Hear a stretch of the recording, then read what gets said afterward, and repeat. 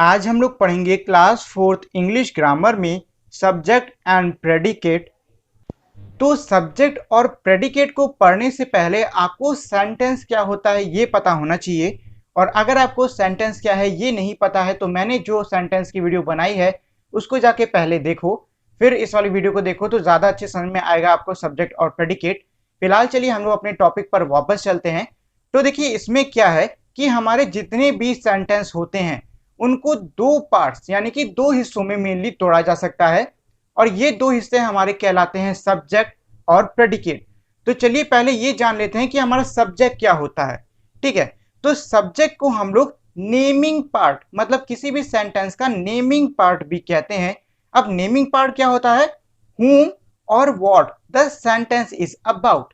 मतलब ये है कि हमारा जो सेंटेंस मतलब हमारा जो वाक्य है वो किस चीज के ऊपर है, वो हमारा सब्जेक्ट कहलाता है।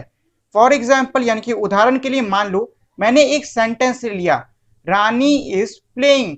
तो इस सेंटेंस में ये जो वर्ड है रानी, ये बता रहा है कि ये जो बाकी का हमारा पूरा का पूरा सेंटेंस है ये हमारा किसके ऊपर है? ये हमारा है रानी के ऊपर।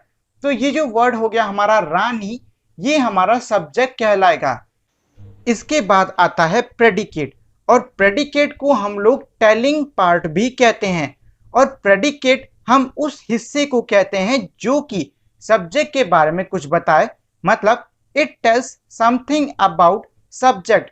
जैसे कि जो हमने एग्जाम्पल लिया था रानी इज प्लेइंग में, रानी वर्ड हमारा था सब्जेक्ट। ठीक है, और उसके बाद जो हमारे वर्ड हैं इज प्लेइंग, ये बता रहे हैं कि जो रानी है वो क्या कर रही है, वो खेल रही है।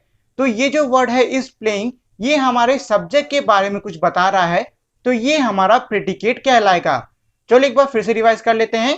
रानी इज प्लेइंग में जो वर्ड है रानी, ये बता रहा है कि ये जो हमारा सेंटेंस है ये रानी के ऊपर दिया हुआ है, इसीलिए इस सेंटेंस में रानी हमारा सब्जेक्ट हो गया। ऐसे ही इज प्लेइंग हमारा बता रहा है कि जो सब्जेक्ट है हमारा वो क्या कर रहा है, वो खेल रहा है। मतलब जो प्रेडिकेट है वो सब्जेक्ट के बारे में कुछ बता रहा है, तो इसमें हमारा इज प्लेइंग हमारा क्या हो जाएगा? प्रेडिकेट। सब्जेक्ट और प्रेडिकेट, सब्जेक्ट जिस पे सेंटेंस हो, प्रेडिकेट जो कि सब्जेक्ट के बारे में बताए। ठीक है, अगर आपको अभी समझ में नहीं आया है तो वीडियो को फिर से आगे से ले जाके फिर से एक बार देख डालो, समझ में आ जाएगा। अगर नहीं आता है तो कमेंट कर दो, मैं आपको और अच्छे से समझा दूंगा। चलो अब इस चीज को हम लोग कुछ और एग्जाम्पल्स की मदद से सीख लेते हैं। जैसे कि we are going out for lunch, मतलब यह है कि हम लोग बाहर खाना खाने यानी कि दोपहर का खाना खाने जा रहे हैं। तो इस सेंटेंस में जो वी है ये हमारा सब्जेक्ट है। क्यों है? क्योंकि जो वर्ड है वी ये बता रहा है कि ये जो सेंटेंस है ये किसके ऊपर है? वी के ऊपर है।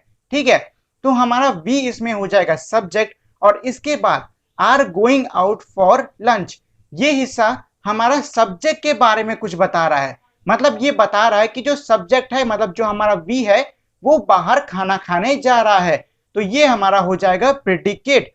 इसी तरीके से I am watching A movie, मतलब मैं एक मूवी देख रहा हूं, तो इसमें सब्जेक्ट हमारा क्या हो जाएगा? सब्जेक्ट हो जाएगा हमारा आई एम।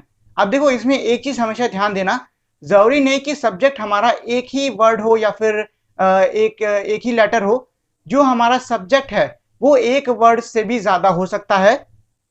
जैसे कि इस वाले सेंटेंस में I am watching A movie, मतलब मैं एक मूवी देख रहा हूं, तो इसमें ये जो आई एम है ये हमारा बता रहा है कि जो सेंटेंस है किसके ऊपर है? ये मेरे ऊपर है।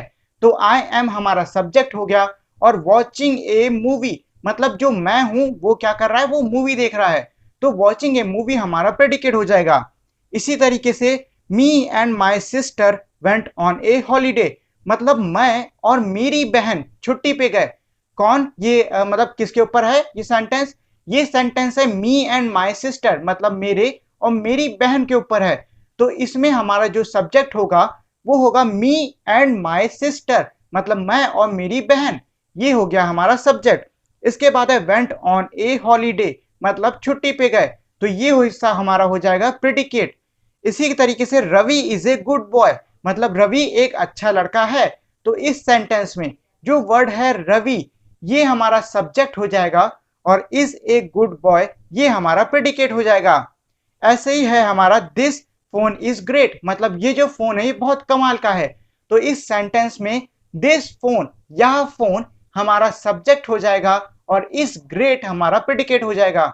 उम्मीद है अब आप लोग को सब्जेक्ट और प्रेडिकेट समझ में आ गया होगा। दोनों को कैसे निकाला जाता है सेंटेंस में, ये भी चीज आपको समझ में आ गई होगी। अगर पूरी वीडियो देखने के बावजूद आपके मन में कोई भी सवाल है सब्जेक्ट और प्रेडिकेट को लेकर, तो आप मुझे नीचे कमेंट सेक्शन में कमेंट करके पूछ सकते हो। मैं उसका जवाब देने को आपको पूरी से पूरी कोशिश करूंगा। So that is it for today guys. Make sure to like, share and also if you are new then subscribe to our channel and also turn on that bell icon so you won't miss any new updates on our channel. We will meet again in our next video. Till then, goodbye.